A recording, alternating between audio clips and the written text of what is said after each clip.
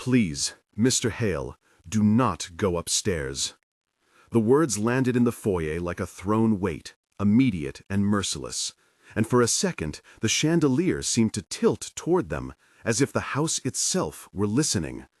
It was a late spring afternoon in New York City, the light through the tall windows honeyed but thin, and Julian Hale, billionaire investor and board chair, stood frozen on the Persian runner with a bouquet of gardenias sweating in his hand. He had flown back from San Francisco to surprise his wife. In his head, the next moments were already scripted in comfort and small reconciliations. Instead, he found Rosa Martinez, his longtime housekeeper, barefoot on the marble threshold, cheeks flushed, hands clutching the edge of the doorframe as if to anchor herself to reality. The scent of lemon polish and coffee lingered under the floral cloud, and for all the wealth contained in the foyer, the air tasted like something about to snap. "Rosa," he said, voice even but thin, "what is wrong?" She swallowed, the motion audible, and for a moment she simply stared at the flowers, then at him, and the look in her eyes was more like a warning than fear. "Please," she said, voice small and urgent, "do not go up there. Not now." A clock in the hallway clicked. The sound measured the seconds between the choice he had and the one he would make. The bouquet trembled in his hand. One gardenia petal fell and landed on his polished shoe like a pale coin. He had always expected Rosa to obey, to move silently through rooms and make them clean and quiet. He did not expect her to kneel, to take the heel of his shoe in her damp palms and press, a gesture that was equal parts supplication and protection. "You need to listen to me, Mr. Hale," she whispered. "I am begging you. If you go upstairs, you will not be the same." He had the instinct to step back, to laugh off the absurdity. Then he heard the muffled, unnatural thud from above, a sound that might have been a slammed door or the fall of something heavier. It was the sound that erased the possibility of his normal life. Julian Hale was 52, a man whose name was printed on plazas and endowed chairs, whose suits were cut to make him seem invulnerable. Elena Hale was 43, philanthropist and painter, elegant in ways that curated their privacy. Rosa Martinez was 47, born in a small town in Puerto Rico, who had worked for the Hales for 16 years, and who had cared for the household with a loyalty so steady it had been practically invisible. At the doorway stood also Marco Rivera, the driver, who had come in behind Julian carrying his briefcase, eyes wide. His jaw worked as if he had swallowed a stone. Upstairs, something had moved in a way that no one expected. The promise of a revelation hung heavier than the costly curtains. "Marco, call 911, Julian said, but his voice shook. "No," Rosa said. "Call my sister Anna first. Tell her to get here, now." The exchange that followed was brief and raw, and it set the pace for what came after. Marco fumbled for his phone, his fingers slick. He said, "I am calling now." "Do not go up," Rosa repeated. "Please."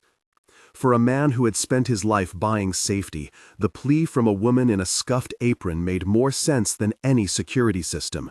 He took one step toward the staircase, then halted, the decision like cold water poured into his chest.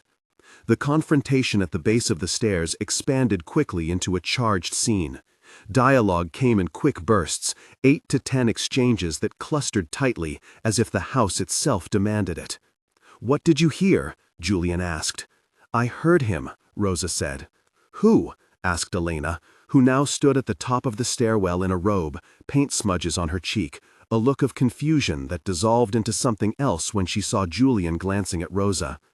"Mr. Hale," Marco said, voice high, "there is someone in your bedroom." "Who?" Julian asked, more cornered than any shareholder meeting had made him feel. "It is Thomas Ward, your wife's assistant," Rosa said, and the names became little detonations. "No," Elena said, and her voice broke. "Please, not like this." The room tightened, tactile details multiplied. The cool brass of the banister under Julian's palm, the faint stickiness of spilled wine on the parquet upstairs, the dog collar on the hall table that clicked when someone brushed it. The smell of Elena's perfume, something citrus and jasmine, clung to the stairwell and mixed with the metallic tang of adrenaline. Rosa described in clipped sentences seeing shoes not belonging to Julian crossing the bedroom floor in the glow of a bedside lamp, a discarded envelope with an airline itinerary, a lipstick smear on a scarf that did not match his wife's wardrobe, small sensory artifacts that made the implacable truth cohere. Each new detail was a small, brutal evidence, like breadcrumbs leading to a ruin. What followed was the moment that would become the pivot of the story. Julian climbed the steps, despite the pleas and despite Rosa's hands on his sleeve. He reached the bedroom and saw what Rosa had tried to stop him from seeing. The scene in the room was intimate and immediate and devastating, the most vivid sensory imagery concentrated into a single frame. Elena stood beside the bed, face luminous with the flush of a secret now exposed. Thomas Ward, 35, Elena's art assistant who had curated her studio openings and managed deliveries, stood with an apologetic blank look, shirt untucked, a gold watch askew. The bed was in disarray, a silk pillowcase folded, a glass half full with lipstick stains, the scent of unfamiliar cologne like a third presence in the room. Julian's breath hitched. He felt a literal and symbolic collapse. Dialogue in the bedroom became a serrated exchange of accusation and denial. 10 exchanges rapid and hard, the kind that bruise as well as burn. "Elena," Julian said, trying to keep the voice even but failing, "what is this?" "Julian, please listen," Elena said, voice quavering. How long?" he asked. "It is not what you think," Thomas said quickly. "You worked with him," Julian said. "You brought him into our house." "I did my work," Elena said, tears shining, "and we had a moment. I am sorry." "I saw the texts," Rosa said, a soft, steady voice now part of the chorus. "I saw them on the counter by the coffee maker." "Rosa," Elena said, a sound like hurt and reproach. "You should not have—" "I had to tell him," Rosa said, eyes fixed on Julian. "If you went upstairs—" Her sentence broke, and the rest hung like a threat. When Julian's knees finally gave, he did not quite know if it was from shock or from grief. He fell, a physical collapse that matched his internal shattering, the kind of moment that makes people move to action or bury their heads in the sand. The floor felt cold against his cheek. The drop was both literal and metaphorical. The commotion drew neighbors and staff into the house. Marco and Anna and 2 other household employees, Sophia the cook and Daniel the gardener, brought with them the sounds of the city and the smell of oil from the car. The household metamorphosed into a makeshift triage, and Marco pressed Julian's hand, tried to raise him, called for the ambulance himself when he realized the faintness would not lift. The sequence of rescue and transport to the hospital was urgent and tactile. The paramedic who arrived, Officer Patel, moved with the professional efficiency of someone who had seen panic before. He spoke in short, clear sentences about vital signs and oxygen and spine precautions. "We need to load him on a stretcher," he said. "Remove his jacket, check his airway, start an IV." The process felt both technical and intimate. The stethoscope cold against Julian's skin, the beep of the portable monitor, the swish of the gurney wheels. These procedural touches were described to Julian in a way that made them anchor him to the world. The needle a thin, bright promise of solidity, the sterile smell, the compression of the ambulance straps. The ambulance ride itself was a corridor of sounds and textures, sirens that cut the urban hum, the rubber of the stretcher against the van floor, a paramedic's gloved palm assuring a pulse. A brief technical aside was necessary. The medics ran an EKG in the van, observed a transient arrhythmia likely exacerbated by acute stress, administered aspirin and oxygen, and recommended immediate hospital observation. Each technical detail was explained plainly to allow the lay listener to understand that the body's reaction was not mere melodrama, but medical fact. At the hospital, the narrative gained the slow intensity of a vigil. The emergency room smelled of antiseptic and coffee, and the faint perfume of relatives. Lights in the corridor hummed, monitors breathed electronically. Julian was moved from the stretcher to a hospital bed, and the team worked with calm precision, as detectives of flesh and injury. The doctor on duty, Dr. Helen Sato, a neurologist with steady hands and a face that did not pretend to absolve or dramatize, explained the situation in plain sentences. "He had a syncope episode," she said. "We will monitor him for arrhythmia, but also for emotional trauma. Stress can trigger cardiovascular events." The hospital room became a confessional space where truths surfaced slowly and conversations lengthened. In those hours, a backstory of Julian's life surfaced in a series of recollections that shaped his motives and vulnerabilities. He had been a child of modest means, the only son of a schoolteacher and a machinist, who learned early that success was a defense against scarcity. He had moved cities on a scholarship, built a career out of daring and ruthlessness, always maintaining a precise public smile. Love had come late and in a different form with Elena, whose artistic world had softened some of his edges, creating for him a patchwork home that was more collection than family. Yet woven into that narrative were losses. A younger sister who died at 19 in a car accident that Julian had not prevented, despite the promises he would make to himself. The dissolution of a first marriage he had not fought for. And an old fear that intimacy could be both a refuge and a vulnerability. These backstory fragments, rendered in measured sentences, totaled the required depth. They explained his hunger for control, his brittle trust, and the reason why betrayal stroked a kindling fire that became physical. Rosa's own backstory unfurled in parallel, short and powerful. She had migrated to New York with 2 small children, worked double shifts, and had, through years of quiet endurance, become the moral backbone of a household that did not always notice its debts to her. These recollections came as 3 linked memories, each with sensory detail. Salted tears falling on a hospital gown, the smell of diesel on a childhood street, the grain of an old wooden table. And they shaped why each character acted as they did in the present. During the vigil, there were long, careful dialogues, many of them unspooling 12 to 15 exchanges as friends and legal counsel arrived, and the hospital staff explained next steps. People named themselves and their roles: Marco the driver, Anna Rosa's sister and confidant, Sophia the cook, Daniel the gardener, Thomas Ward the assistant who became the pivot of accusation, Dr. Sato the calm physician, Detective Alvarez from the precinct, and Cassandra Lowe, the high-profile attorney who represented Julian's interests in a manner both public and private.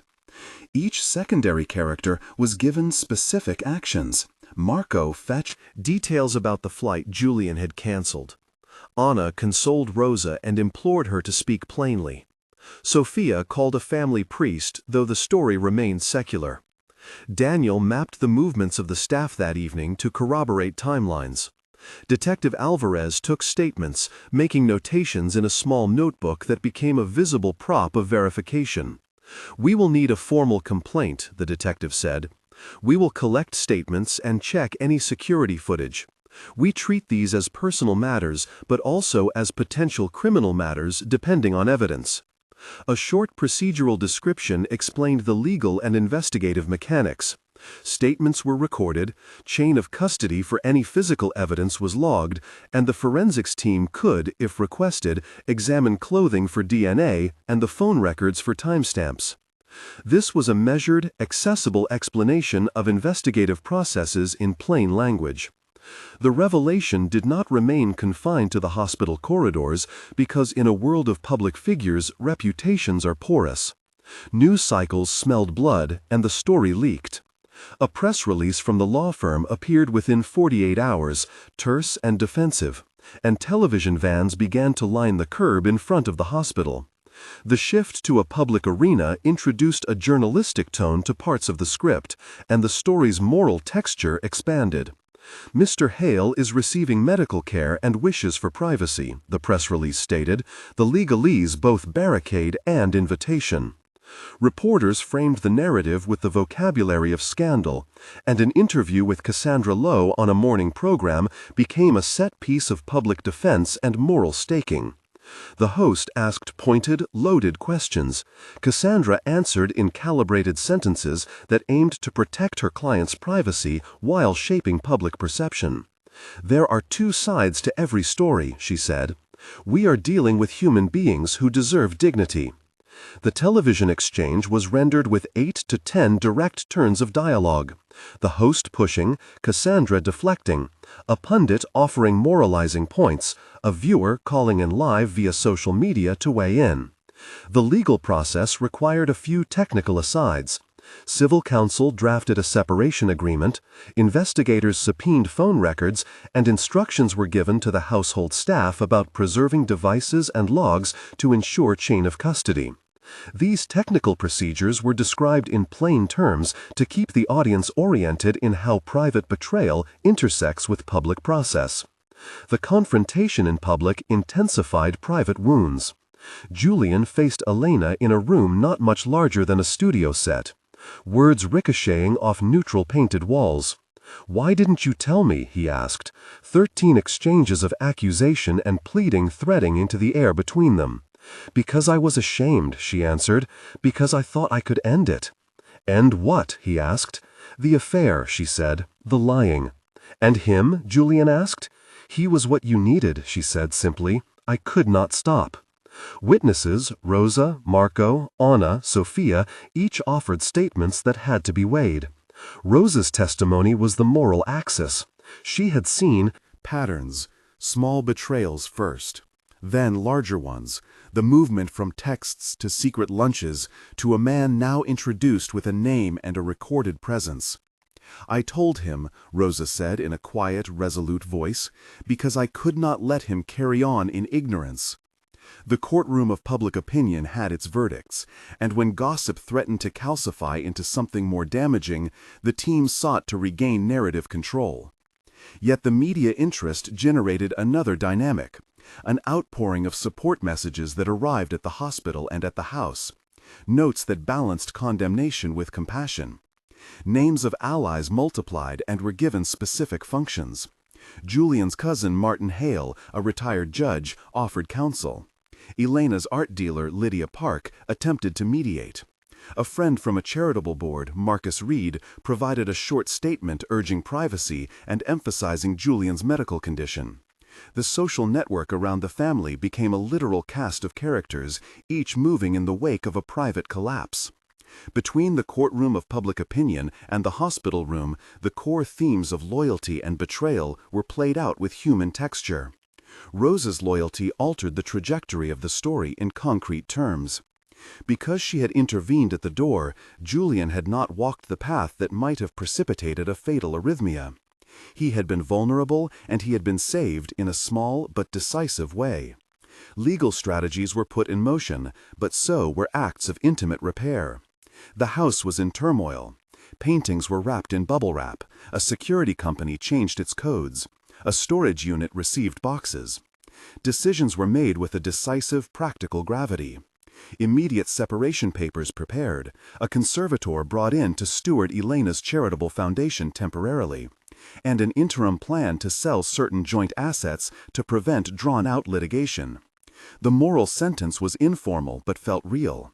A private form of justice that did not rely on judges but on choices about who would remain in the life being reconstructed. Julian and Rosa had conversations at the edge of the ICU, sometimes simple and sometimes full-blown, 8 to 10 exchanges dense with gratitude and a fragile kind of intimacy. "You saved me," Julian said once, the words stripped of pride. "I had nowhere else to turn," Rosa said. "You did what you knew was right." "I wish I could repay you," he said. "You do not need to repay," she replied, "but tell the truth."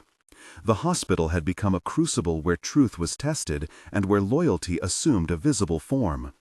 As the dust settled into a slower rhythm, the practicalities of rebuilding were undertaken with the same attention to detail that Julian had once applied to his investments.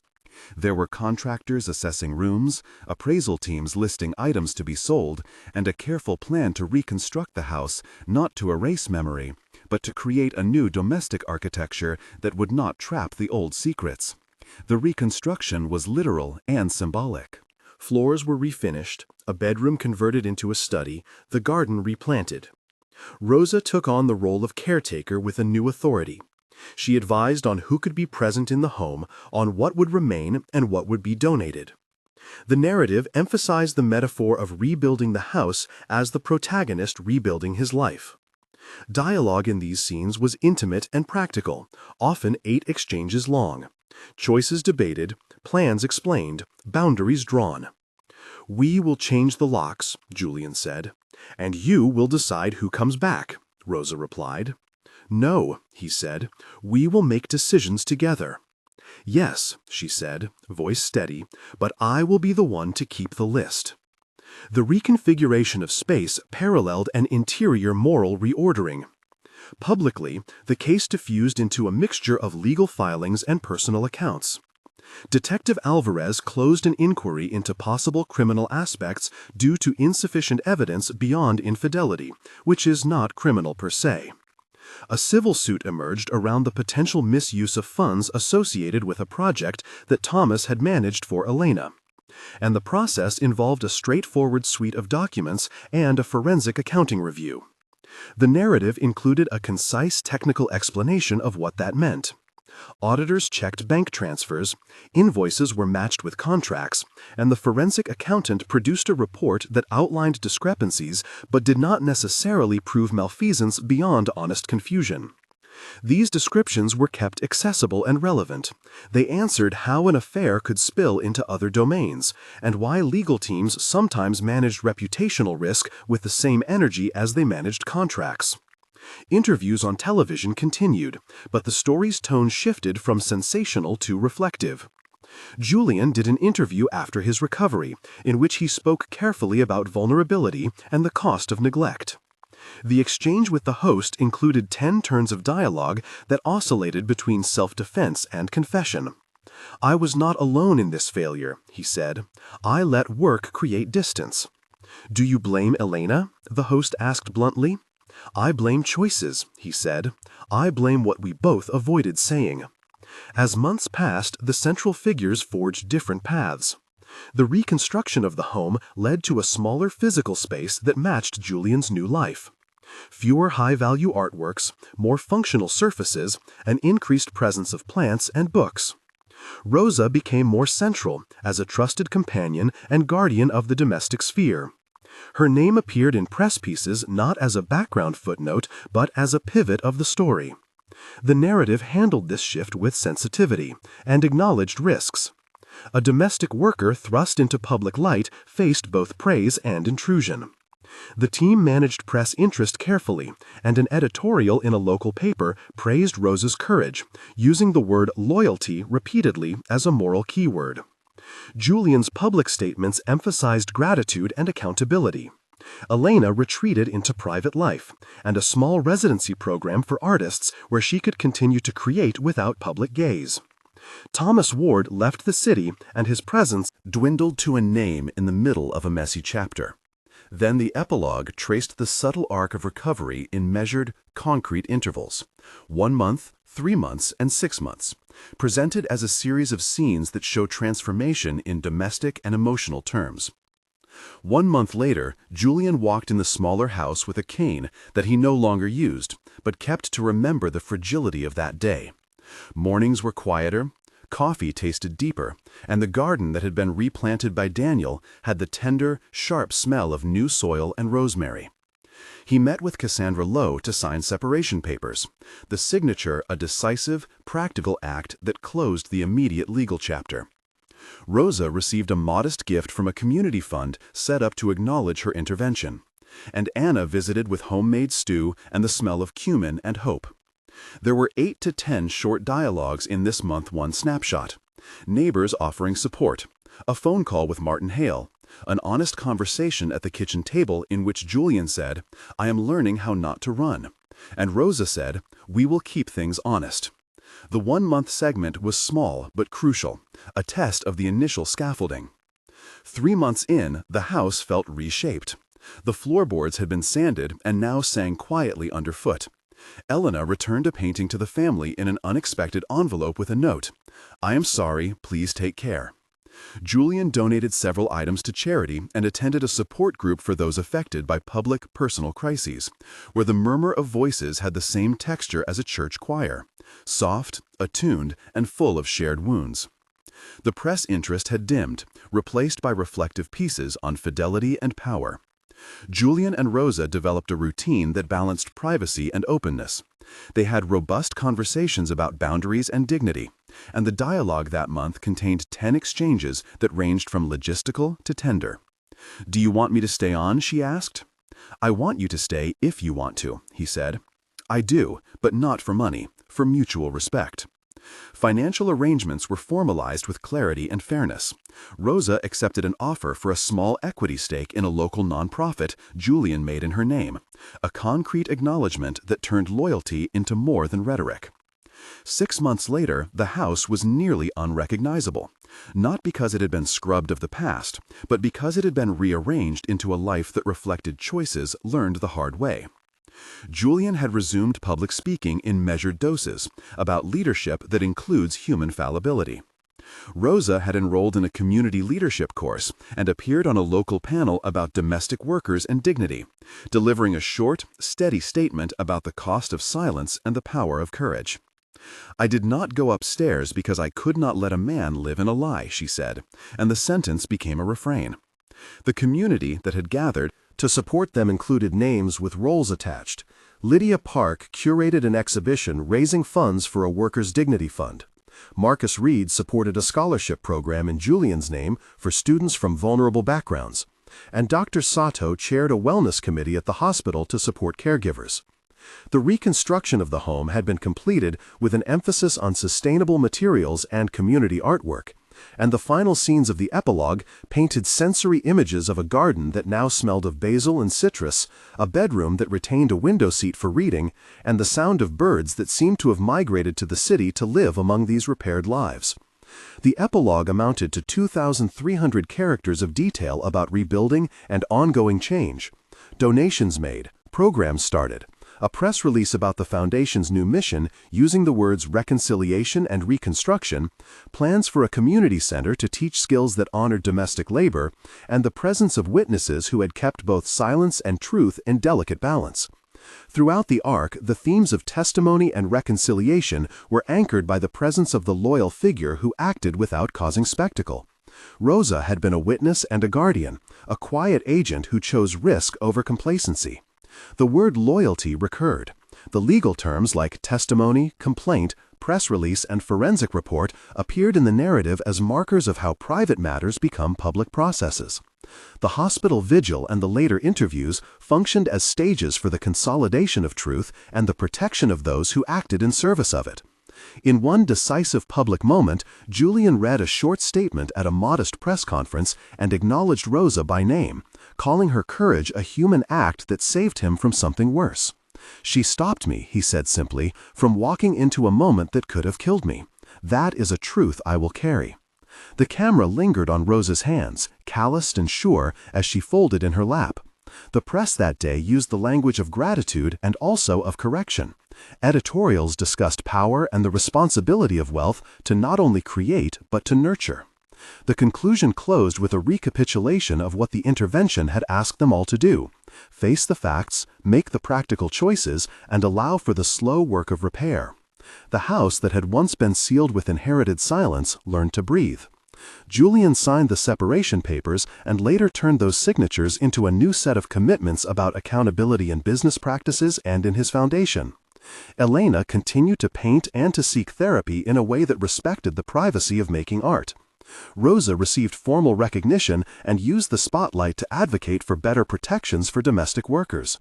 The reconstruction of the physical home was mirrored by institutional gestures: a small grant program, a new code of conduct for staff at philanthropic institutions, and a public panel about dignity in work.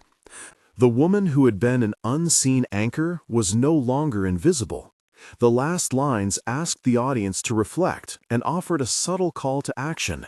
If this story moved you, consider subscribing to follow similar real accounts of people who faced betrayal, chose truth, and found ways to rebuild, because there is value in learning how ordinary courage can reroute a life.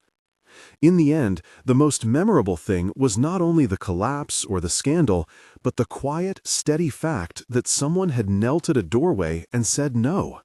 That refusal to let deceit continue became the hinge on which a house, and the lives inside it, turned toward a future where loyalty had a visible form, and where reconstruction was an act of love as much as it was an administrative plan.